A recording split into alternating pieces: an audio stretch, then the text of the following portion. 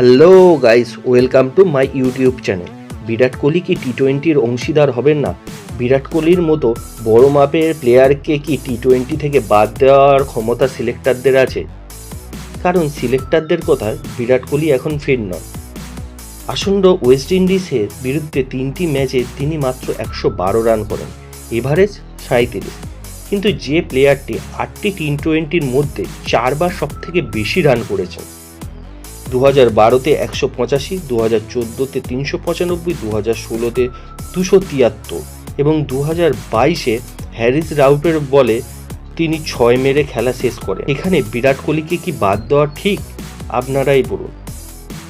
বিরাটের বাদ দেওয়ার ব্যাপারটা অনেকটা আইপিএলের পারফরমেন্সের উপর নির্ভর করছে। তবে যতবার বিরাট কোহলিকে নিয়ে প্রশ্ন উঠেছে তিনি ততবারই দারুণ খেলেছেন। বিরাট কোহলি খেললে যশস্বী জয়সওয়াল, সুমন গিল ও রিঙ্কু সিংয়ের মধ্যে যে কোনো মাত্র দুজন খেলতে পারবে। এখন ব্যাপারটা হচ্ছে যশস্বী জয়সওয়াল দারুণ ওপেন করছেন এবং রিঙ্কু সিং দারুণ ব্যাটসম্যান, সুমন গিলও ভালো খেলছে। তা বলে বিরাট কোহলির মতো একজন বড় মাপের প্লেয়ারকে কি বাইরে বসিয়ে রাখা ঠিক হবে?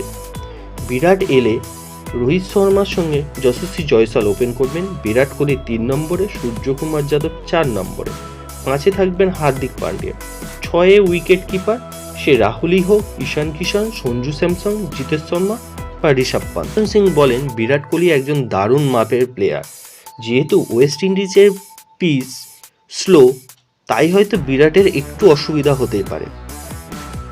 তবে বিরাট কোহলি 237টি ওয়ানডে খেলে রান করেন 7,263 রান। কিছুদিন আগে তিনি সচিন টেন্ডুলকরের মতো প্লেয়ারের করেছেন 50টি সেঞ্চুরি। বিরাট কোহলি সিএসকের বিরুদ্ধে 30টি ম্যাচে 953 রান করেন, যেখানে তার স্ট্রাইক রেট 90-এর বেশি।